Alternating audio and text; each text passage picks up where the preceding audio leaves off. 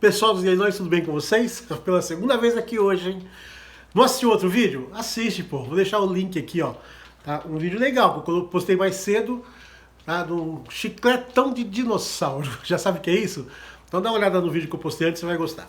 E como eu tinha falado no vídeo anterior, eu voltaria aqui hoje para contar uma história para vocês. Muita gente tá me perguntando se eu já dei uma errada aí meio grande em leilão, se eu já errei, se eu já não sei o quê.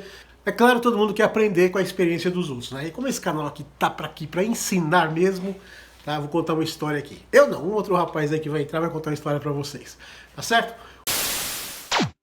Como estão me perguntando bastante aqui no canal, foi se eu já comprei algum carro errado, algum carro trocado, algum carro... já comprei sim, uma vez só, mas já comprei. E olha, já era macaco velho já no negócio, hein? Olha como essas coisas podem acontecer com a gente se você não ficar bem atento, tá? No que você tá fazendo.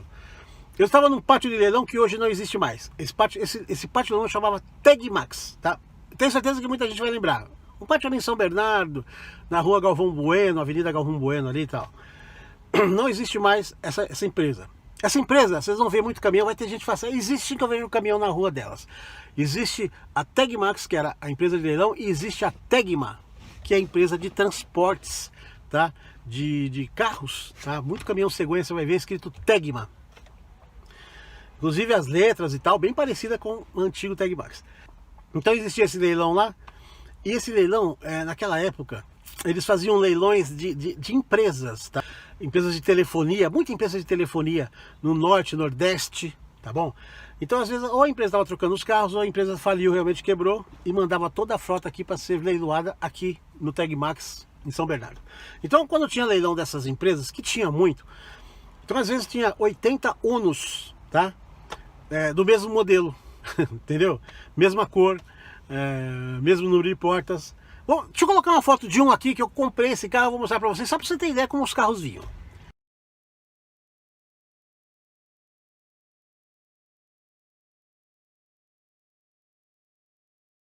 Viram aí? Tá, o carro vinha desse jeito, com o número da empresa, com suporte de escada em cima e tal.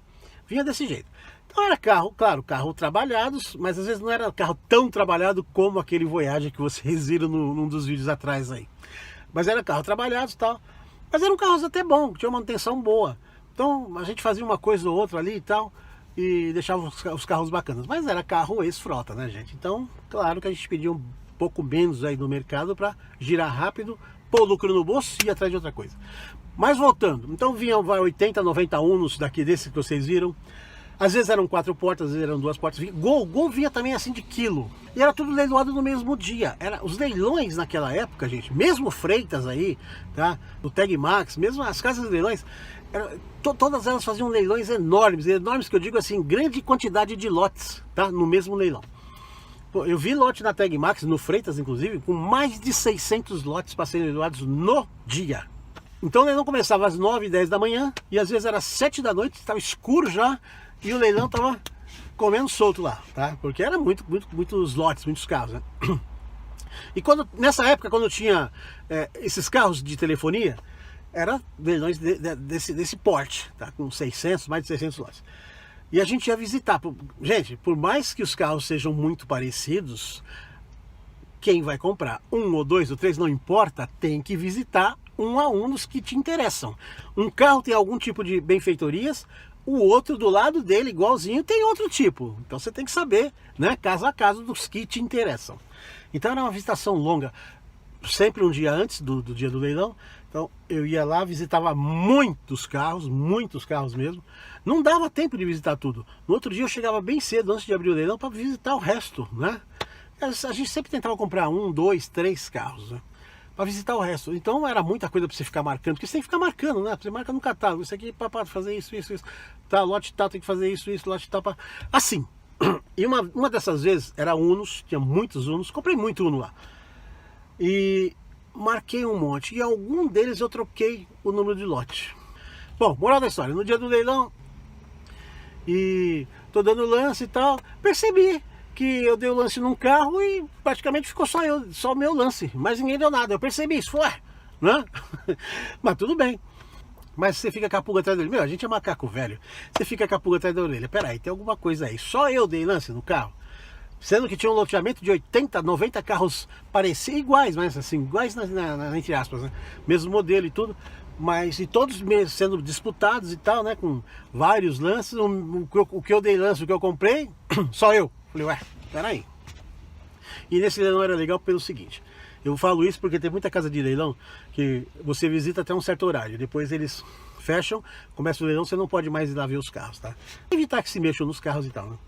Esse não, esse você podia, qualquer hora que você chegasse, até o final do leilão você podia ir lá ver os carros que ainda iriam ser vendidos e tal, né? Aí eu falei, vou dar uma olhada nesse Uno que eu comprei. Aí fui lá, onde estavam os Unos, né? E comecei a procurar esse lote, procurei. Já quando comecei a ter dificuldade de encontrar o lote, porque ficavam com os papelzinhos aficionados assim no para-brisa, né? Com o número de lote grande e tal. E quando eu comecei a ter dificuldade de achar, falei, já aí tem. Já era macaco velho de leilão, como eu falei, aí tem. Aí eu olhei, esse leilão, ele era assim, na Serra do Mar, né? Tanto que o muro do fundo do leilão tinha mais alguns Unos parados lá, Unos dessa empresa mesmo, da mesma cor e tal. E de longe eu vi um que estava com a frente batida. Batata, né? Tava longe, não dá para ver o lote. Mas era uma frente batida assim, que de longe não dá para ver direito, mas não era uma batida forte que veio até o para-brisa. Não, mas uma batida que afetou lá o radiador, mini frente, painel, paralama, grade, farol, capô, né? Mas não era uma batida que chegou a abalar a estrutura do carro. Bom, comecei a me aproximar. Quando eu consegui enxergar o número do lote no papel, batata, era ele. Falei, caramba, tinha que ser, eu sabia que boa coisa não era. E eu falei, a única coisa que pode ter acontecido foi erro meu mesmo de ter trocado algum número no lote e caiu naquele lá. Porque aquele carro lá, esse que eu comprei, que estava batido, eu não tinha nem visitado ele, gente. Eu nem sabia que aquele carro estava lá. Eu não tinha nem visitado aquele carro. Então, quer dizer, se fosse um carro que eu cheguei a olhar, visitar, ver os defeitos e tal, tudo bem, mas aquele carro eu nem sabia que ele estava lá. Eu não visitei aquele carro. Então eu concluí de que eu realmente troquei o número de lote, acabou caindo naquele, né? E o erro foi meu mesmo. Bom, eu conhecia todo aquele pessoal do leilão. Eu poderia ter chegado no leiloeiro, gente, e conversado com ele e explicado, olha, eu errei, o erro foi meu, comprei o carro errado, papá. Tenho certeza que ele ia falar, tá bom, vamos, né? Ele já me conhecia, eu comprava lá muito tempo. Mas eu não gosto muito de fazer isso, não. Eu não sou de não gosto muito, não gosto nada de fazer isso. Gente, se eu falar é isso, eu vou manter até o final, tá? Eu não ia devolver aquele carro. Falei, não, eu vou, né, dar meus pulos, usar minha experiência e pelo menos tentar, né, tirar desse limão aí uma limonada, né, como se diz. Mandei o guincho pegar, porque o carro não estava rodando. Mandei o guincho pegar o carro, levou para casa. Lá deixei na garagem, eu não quis nem olhar muito. Tava meio chateado, né, com essa história. No outro dia, já cabeça mais fria, tal, fui olhar e comecei a olhar o carro. Cara, não é que eu tive uma surpresa? Fora aquela batidinha que ele teve, que não era grande coisa, não é uma coisa que, como eu falei, não abalou a estrutura do carro em momento nenhum, não afetou longarina, nada. Tirando aquela batida, aquele carro era muito íntegro, sem contar que ele era 4 portas, todo o restante era 2 portas. Aquele carro era e era um carro recuperado de financiamento.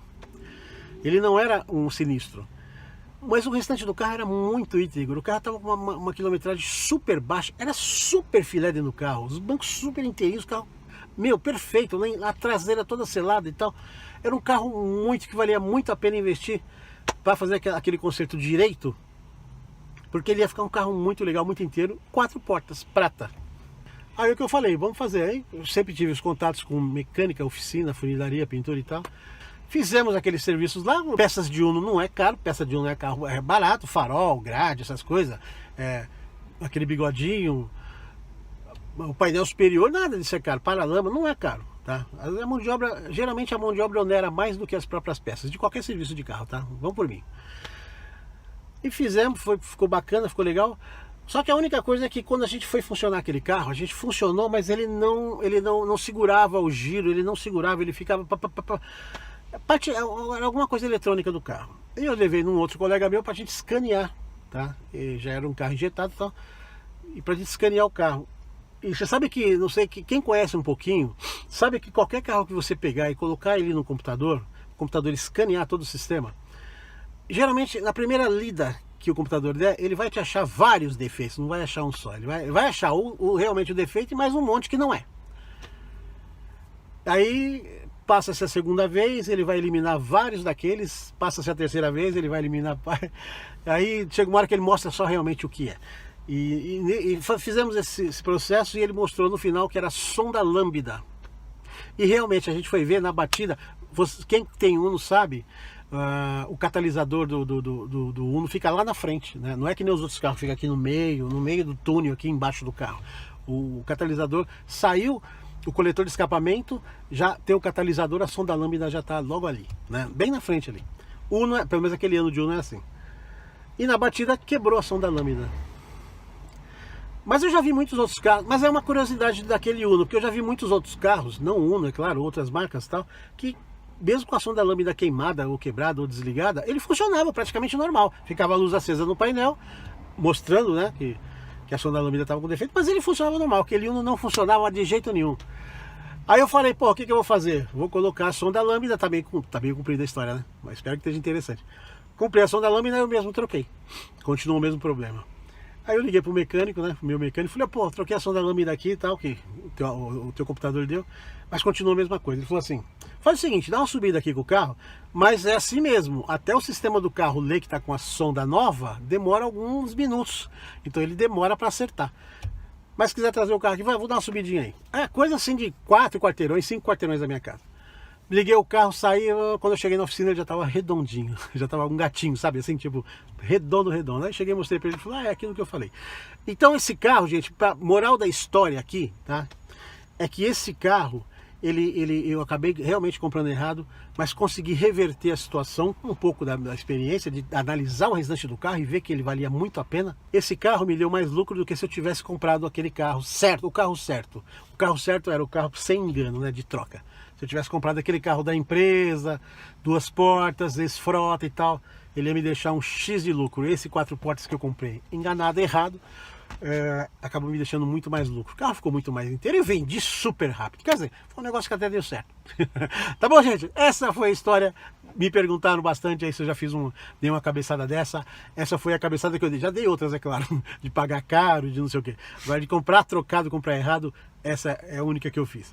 E a minha sorte foi essa, e que eu troquei, né, as bolas, troquei os números de lote e acabou caindo em outro Uno. Já pensou se cai num, sei lá, num que um negócio absurdamente que eu não teria grana, bom, eu teria que devolver, né? Mas, né, ainda dei sorte nessa aí. Valeu, gente, essa é a história. Ficou meio longo esse vídeo, tá? Tá bom? Mas se gostaram da história, deixa o like aí pra ajudar. Treinamento leilão para iniciantes vai te ajudar a não dar essas cabeçadas que eu dei. Tá bom, gente? Link na descrição, se tiver interesse, só clicar lá. Valeu, fique com Deus.